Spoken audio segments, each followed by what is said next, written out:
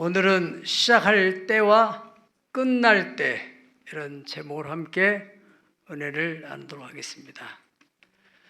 2024년 엊그저께 시작한 것 같은데 벌써 끝날 때가 가까이 다가오고 있습니다. 우리 학생들 입장에서도 마찬가지로 1학년 들어간 지 엊그저께 같은데 졸업이 가까이 오는 학생들도 있고, 또 우리가 어떤 직장에 들어갔는데 또 직장에 이렇게 벌써 1년이 다 되어가지고 또 자리를 옮기는 인사이동의 때가 있을 수도 있고, 아무튼 성경에서 말하는 바는 범사에 다 기한이 있고 모든 만사가 다 때가 있다. 그래서 날 때가 있으면 죽을 때가 있고 또 심을 때가 있으면 심은 것을 뽑을 때가 있다. 전도서 1장 2절 만고불변의 말씀입니다. 오늘 이 자리에 있는 저와 여러분 우리 모두 또 이 세상에 온 이상 언젠가 우리의 인생이 끝날 때가 반드시 있다는 사실을 마음속에 염두에 두고 산다면 우리 인생이 얼마나 의미 있고 가치 있고 보람되고 복되게 살 수 있을까. 할렐루야. 저는 마음속에 가끔 이 찬송을 불러요. 내 임종 때 불러달라고 하는 찬송입니다. 내 인생 여정 끝내어 강 건너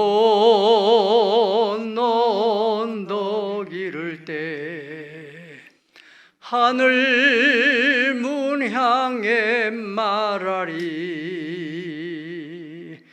예수 인도하셨네. 매일 발걸음마다 예수 인도하셨네. 나의 무거운 죄짐을 모두 벗고 하는 말 예수 인도하셨네. 이 자리에 계신 여러분도 이렇게 고백적인 찬송을 할 수 있으시면 좋겠습니다. 하나님이 내 인생을 여기까지 인도하셨습니다. 감사합니다. 저는 그 은혜를 지금도 간직하고 있고 또 앞으로도 하나님께서 은혜 위에 은혜를 더해 주실 것을 믿고, 그래서 지금 그 은혜에 감사하며 그 은혜에 보답하며 살려고 애를 쓰고 있습니다. 우리는 지금 매주 이스라엘 역대 왕들의 행적을 살펴보고 있는데요, 초대 왕 사울 왕은 시작이 참 화려했어요. 최초의 왕이니까 이스라엘 백성들 얼마나 설렘과 기대에, 또 선지자 사무엘을 통해서 기름 부음을 받고 말로 장엄한 대관식을 통해서 왕으로 취임을 하게 됐습니다. 그런데 이분이 이제 어느 정도 자기 기반이 견고해지고 하면서 교만한 마음이 들었던 것 같아요. 하나님 앞에 처음에는 참 겸손하고 감사한 마음으로 일관했던 이 사람이 어느 순간 교만한 마음이 들어서 하나님보다는 자기를 생각하고 자기 공적, 자기의 어떤 지위, 명예, 여기에 몰입한 것 같습니다. 그래서 하나님께 선지자를 통해서 아각 왕 죽이고 다 양들을 다 멸하라고 했는데도 그렇지 않아요. 다 좋은 것들은 다 빼돌렸어요. 명분은 이걸 하나님께 제사를 해야 되겠다 하는 것이 하나의 명분이지만은 사실은 핑계죠. 그래서 그렇게 가다가 결국에는 그분도 인생의 끝이 왔는데 하나님께서 이 사람의 생명을 끝내고 왕권을 끝내고 다음 사람 타자를 준비시켜 가지고 전쟁을 일으켰어요. 블레셋과의 전쟁을 통해서 거기서 사울 왕과 그 아들 요나단이 함께 전설하게 됩니다. 그런데 거기서 끝나지 않고 사울 왕의 목을 베가지고, 그래서 블레셋 신전 다곤의 신전에다가 목을 매달아 놓고 사울 왕의 갑옷을 다 벗겨서 거기다가 전리품을 갖다가 쌓았다는 거예요. 그냥 죽는 것도 참 고통스럽고 괴로운 일이고, 그런데 이분은 참 비참하게 죽고 정말로 후대가 부끄러울 정도로 그런 인생의 끝을 마무리를 지었다는 것입니다. 역대상 10장 13절에서 14절을 볼 것 같으면 우리 다 같이 읽어보실까요? 시작. 사울이 죽은 것은 여호와께 범죄하였기 때문이라. 그가 여호와의 말씀을 지키지 아니하고 또 신접한 자에게 가르치기를 청하고 여호와께 묻지 아니하였으므로 여호와께서 그를 죽이시고 그 나라를 이새의 아들 다윗에게 넘겨 주셨더라. 아멘. 하나님께서 그 생명을 데려가고 그 왕권을 이새의 아들 다윗에게 넘겨주셨더라. 이것을 우리에게 적용한다면 우리가 지금 누리고 있는 이거에 대해서 우리가 감사하지 않고 교만해지게 된다면 하나님이 다른 사람에게 넘기고 우리 인생은 여기서 끝낼 수도 있다는 것을 우리가 교훈 삼아서 잘 적용해야 될 줄 압니다. 어떻든 사울 왕의 그 왕위의 시작은 참 화려하게 영광스럽게 그렇게 시작됐지만은 마지막은 비참하고 처참하게 끝을 맺었습니다. 다윗 왕의 역사를 볼 것 같으면은 이분은 사울 왕에 의해서 계속 쫓겨다니는 신세가 됐어요. 그런데 사울 왕이 죽고 난 후에 이제는 왕이 되는데 아직도 사울 왕의 그 권력의 잔재들, 다시 말하면은 아브넬이라고 하는 군사령관이 그 사울 왕의 어린 아들을 왕으로 추대해 가지고는 자기가 뒤에서 다 권력을 좌지우지하는 그 기간이 7년 6개월이에요. 그래서 다윗은 어쩔 수 없이 왕이 되었음에도 예루살렘으로 가지 못하고 헤브론 산지에서 거기서 유다 족속들을 데리고 유다 족속의 왕이 돼 거기서 7년 6개월 동안 제대로 치임지도 못하고 있다가 이제 아브넬이 물러나 죽게 되면서 다시 예루살렘으로 복귀해서 왕위를 계승하게 되는데, 참 그때 나라가 혼란스러우니까 제대로 뭐 대관식을 했겠습니까? 그런데 역대상 29장 26절에 28절에 보면은 이새의 아들 다윗이 온 이스라엘의 왕이 되어 이스라엘을 다스린 기간은 몇 년? 40년이라. 헤브론에서 7년간 다스렸고 예루살렘에 33년을 다스렸다. 다 같이 시작. 그가 나이가 많아 늙도록 부하고 존귀를 누리다가 죽음에 그의 아들 솔로몬이 대신하여 왕이 되니라. 이 부분이 중요합니다. 나이 많아 인생의 후반기에 늙도록 부하고, 뿐만 있어서 드린 게 아니잖아요. 모든 사람이 귀하게 여기고 하나님도 귀하게 여기시. 그러면서 인생을 마감하고 그 아들 솔로몬이 대신해서 왕위를 계승했다. 이렇게 이스라엘 역대 기의 기록이 됐고, 우리나라로 같으면 왕의 실록에 그렇게 기록이 됐다는 것이에요. 제3대 왕 솔로몬에 대해서, 솔로몬은 아버지 다윗의 유언을 받아가지고 일천번제를 드려서 그 일천번제를 통해서 하나님으로부터 놀라운 지혜를 받게 됐어요. 그래서 그 지혜로 말미암아 천하 왕들이 그 국정을 수행하는 데 필요한 여러 가지 복잡한 문제에 대한 해답을 얻기 위해서 상담으로 솔로몬 왕이 되었는데 금은 보화를 다 짊어지고 오는 거예요. 그래서 솔로몬 왕은 엄청난 부와 영광을 누리게 됐어요. 그런데 그분이 말년에는 어떻게 됩니까? 주변에 이방 나라의 잘생긴 여자들을 전부 다 끌어모았어요. 약 1천여 명을 모았다고 그랬어요. 그래서 그 여자들이 오면서 가져왔던 그 우상들을 또 같이 그 여자들의 꾀에 빠져서 우상을 섬기고 그런 신전을 짓고, 그래서 인생이 막을 내리는데 하나님께서 너무너무 화가 나가지고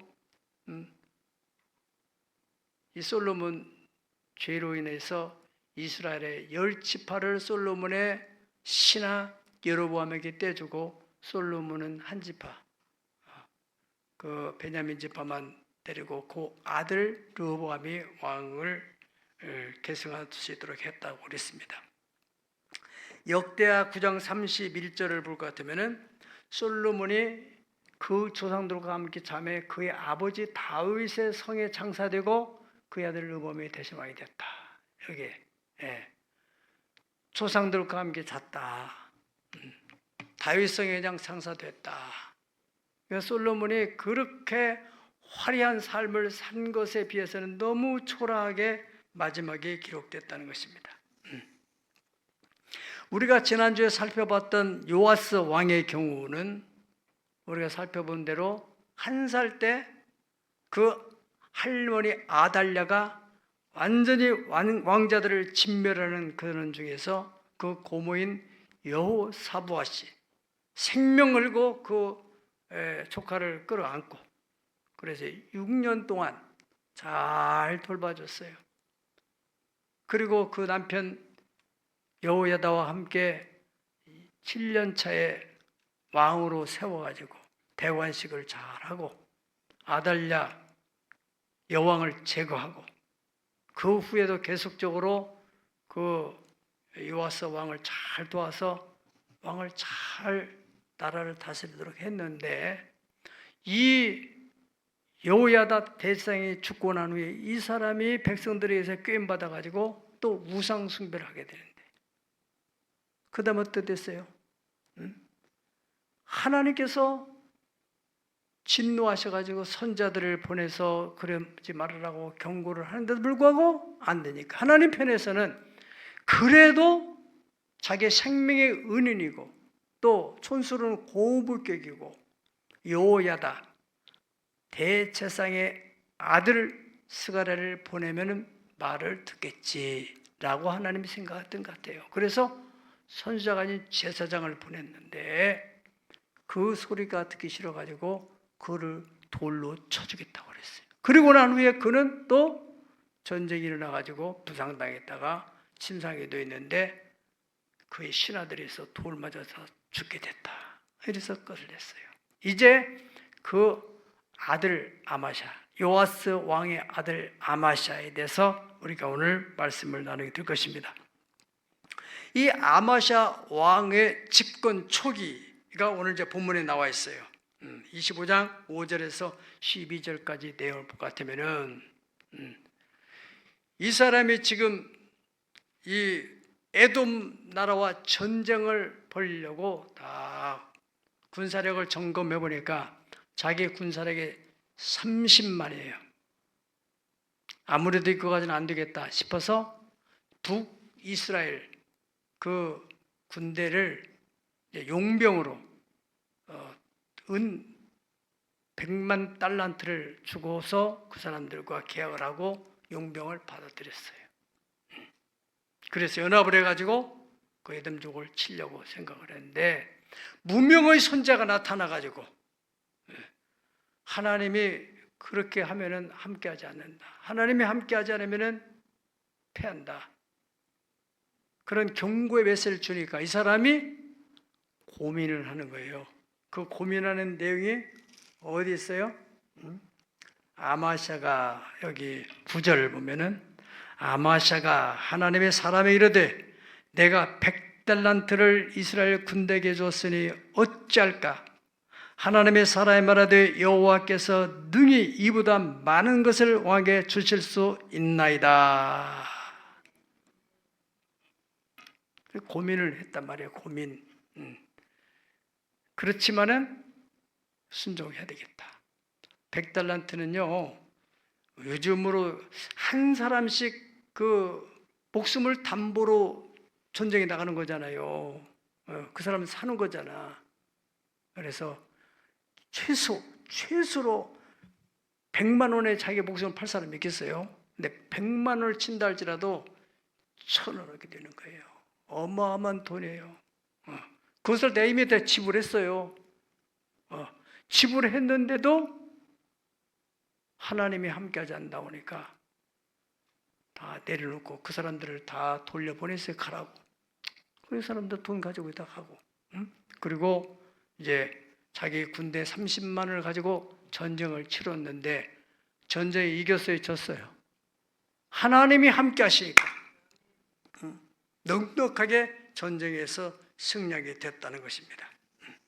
그런데 문제는 전쟁하고 돌아올 때 많은 전리품을 가지고 오는 중에 그 세일 자손들이 섬겼던 그 신 우상들을 또 가지고 오는 거예요. 가지고 와서 그 우상들을 섬기는 거예요. 거기다가 분향을 하고 제사를 하고. 그러니까 또 하나님의 사람을 하나님께서 보내시는 거예요. 보내셔서 아니 적군 그들이 섬기는 신이 그 백성들을 돌봐주지 못해서 당신이 이겼는데 그런 패전국의 신들을 모셔다가 당신이 경배하는 게 맞냐? 절대 그러면 안 된다. 그러니까 이 아마시아 왕이 뭐라고 그랬어요? 뭐라고 했어요? 여기 보세요.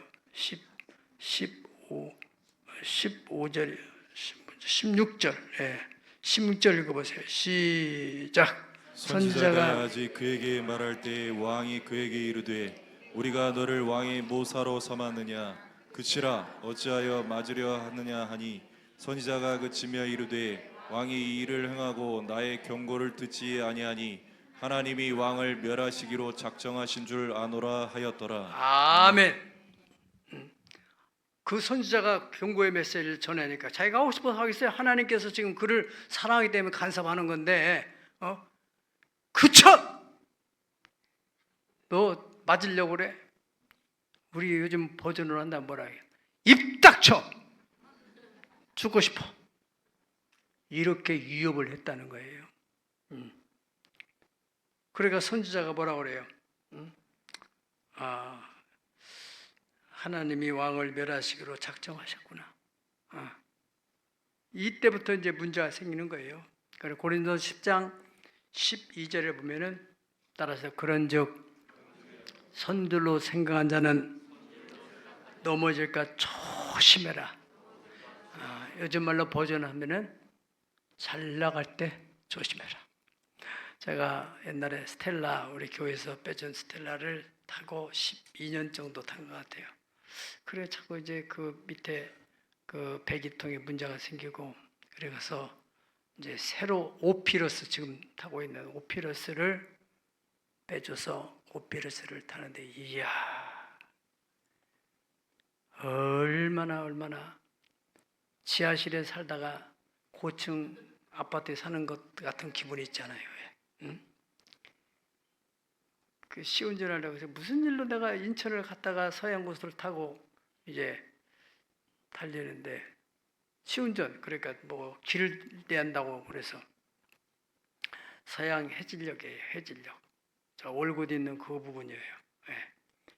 1차선에서 다 엑셀 밟으니까 막 그게 차가 상당히 이 승차감이 좋아요. 밟으니까 막 쫙 나가는데 이야 얼마나 신나는데 그렇게 막 달리는데 앞에 무슨 짐짝이 하나 떨어졌어요. 1차선에. 나도 모르게 본능적으로 확 핸들을 꺾어서 2차선으로 틀었어요. 거기까지는 문제 없었는데 뒤에서 오는 차 갑작스럽게 차선변경을 하니까 이 사람도 대처 못하고 내 차의 뒤 반발을 팍 받았어요. 그러니까 내 차가 어떻게 되겠어요? 확 돌아가지고 3차선으로 딱 돌아서서 저쪽 쳐다보고 있는 거예요. 그 차는 또 2차선으로 확 돌고 이야 순간에 막 적절한 순간이 있는데 그래도 다음에 바로 차가 왔더라면 계속 연쇄적으로 사고가 났을 텐데 그 다음 차가 났어요. 그래가지고 거기서 차를 돌려가지고 그 사람하고 같이 얼른 나와가지고 당신은 나는 살았다는 것에 감사하고 빠이빠이 가자고. 그런데 내가 그래 정말 이게 잘 나갈 때 조심해야 되겠구나 생각을 하게 됐어요. 아마샤가 군사를 약할 때 또 용병까지 계약을 해가지고 정말 우리가 예를 든다면은 이렇게 어떤 계약을 하려고 돈을 준비하고 부족해서도 다른 것까지 막 끌어들였는데 이게 다 준비가 됐는데 갑작스럽게 목사님 이건 아니다라고 생각할 때 그거 포기하기 쉽지 않아요. 상담을 오는 사람들 보면은요 대다수가 다 결정하고 옵니다. 도장 찍으라는 거예요 거기다가. 참 어려운 말하기 쉽지 않죠. 그런 어려운 상황에서도 이 사람이 순종을 했다는 거예요. 그런데 이제 에돔을 물리치고 나니까 사기가 충천해가지고 브레이크가 고장난 차처럼 안 듣는 거예요. 하나님께서 그래도 사랑하셔서 거기 나가면 죽겠기 때문에 하지 말라고 자꾸 경고하고 조언하고 그런데도 선지자를 오히려 더 위협을 하잖아요. 뭐라고요? 입 닥쳐라. 그건 하나님의 입 닥치라는 것도 마찬가지야. 말하지 말아요 나한테.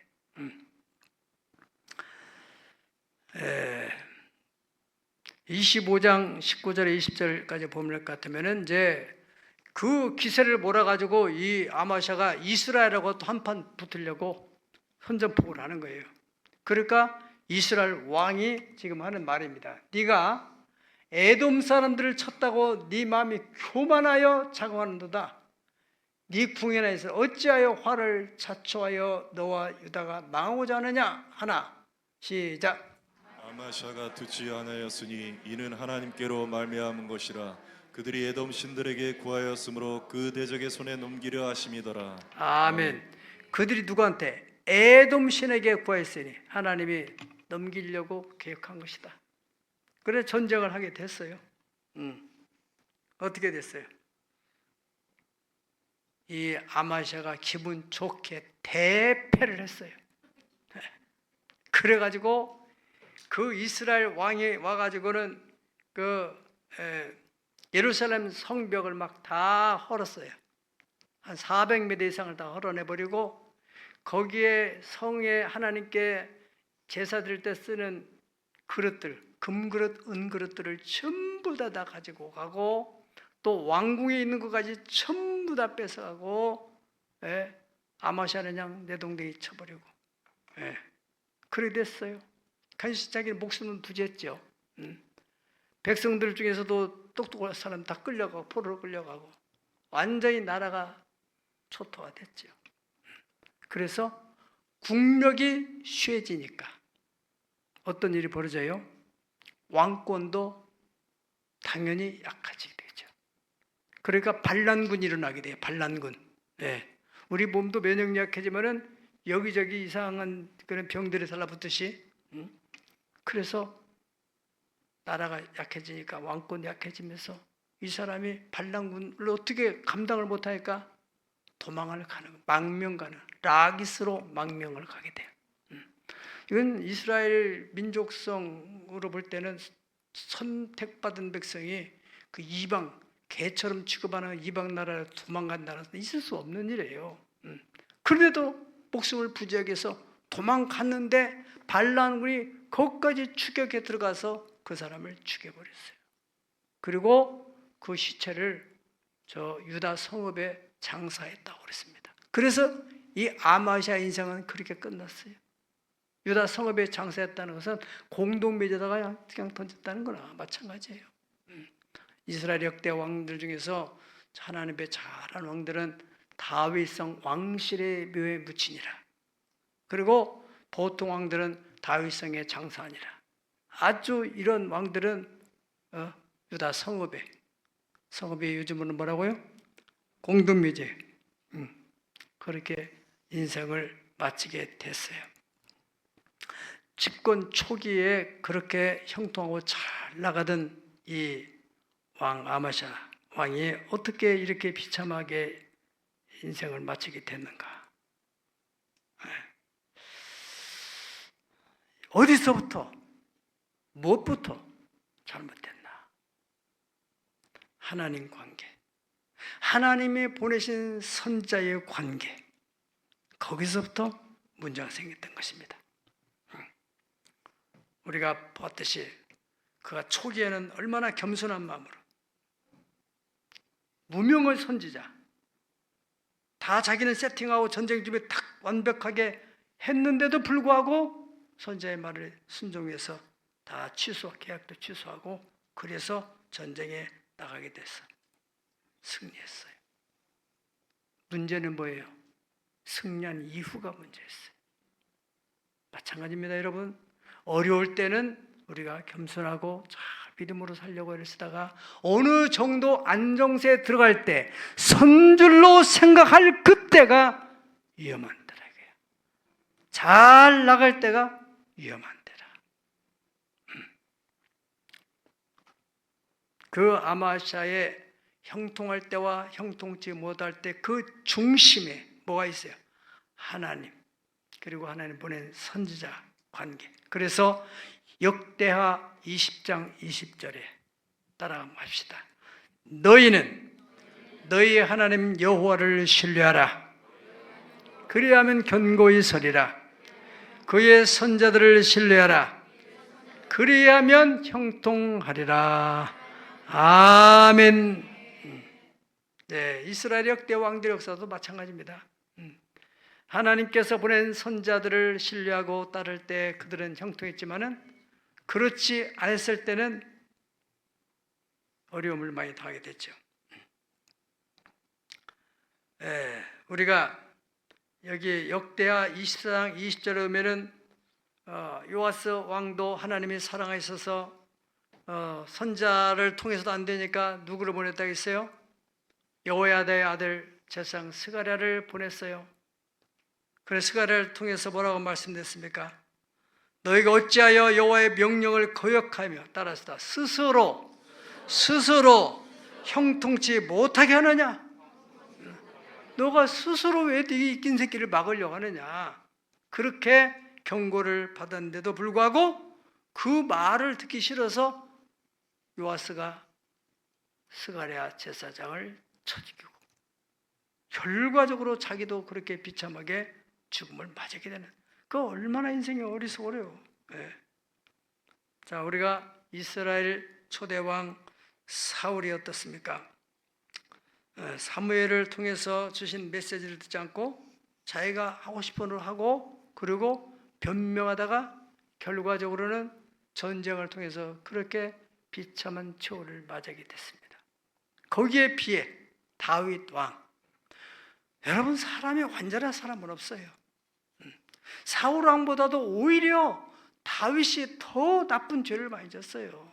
지능적으로 우리아 왕의 아내를, 우리아 장군의 그 아내를 뺏으려고 우리아 장군을 전쟁터로 내보내서 죽을 수밖에 없도록 간접 살인을 하게 되었어요.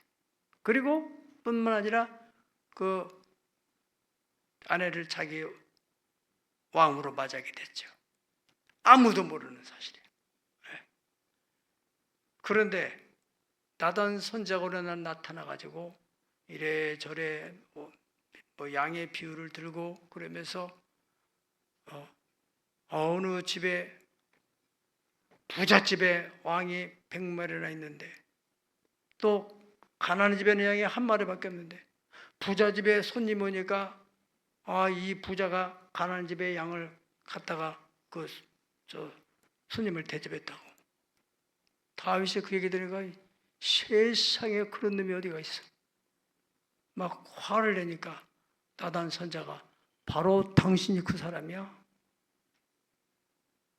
그러면은 이 일반적인 왕들, 사울 왕, 변명하는 왕들 생각하면 어떻게 되세요? 아마샤나 이런 요아스나 이런 왕들한테 그랬다면 어떻게? 이게 무슨 말을 하는 거야 지금? 응?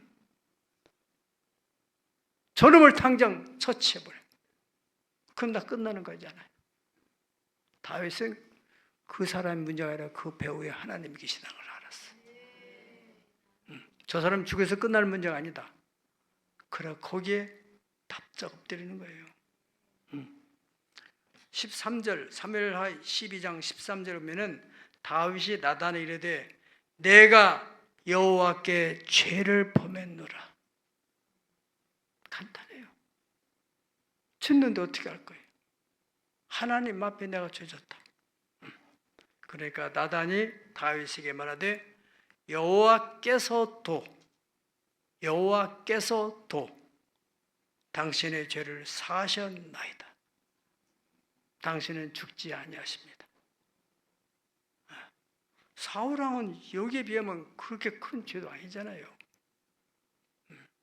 그런데 그는 전쟁 때 죽었고 이 사람은 살아나고, 물론 그 뒤에 하나님의 진노로 인해서 가정이 풍비박산이 나고 또 아들 압살롬이 반란을 일으키고 또 힘든 과정은 지냈지만은 아까 말씀드린 대로 다윗의 노후는 늘도록 부하고 존귀케 되는 하나님의 긍휼을 입었다는 것입니다. 사람 너나 나나 할 것 없이 우리는 다 약한 존재예요. 그래서 은혜를 받아서 태어났고 은혜로 말미암아 살아가고 앞으로도 은혜와 긍휼을 입으면서 살아갈 수밖에 없는 존재예요. 오늘 본문의 이 아마샤, 이 사람은 처음에 정말로 겸손한 마음으로 순종해서 잘 나가니까 그때 교만한 마음이 들어가지고 누구도 제지할 수 없는, 우리가 그렇게 된다면 어떻게 되겠어요? 여러분, 언젠가는 우리에게도 끝이 있다는 사실을 꼭 명심하세요. 끝. 우리가 어떤 직장에서든지 모든 관계에서 다 끝이 있어요.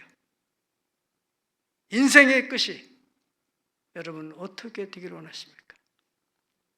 유종의 비를 거두기를 원하신다면 하나님을 신뢰하고 하나님이 사랑하셔서 여러분을 위해서 보내시는 그 선자를 신뢰할 때 여러분의 인생의 기반은 단단하고 여러분의 삶은 형통하게 될 줄로 믿습니다. 기도하겠습니다.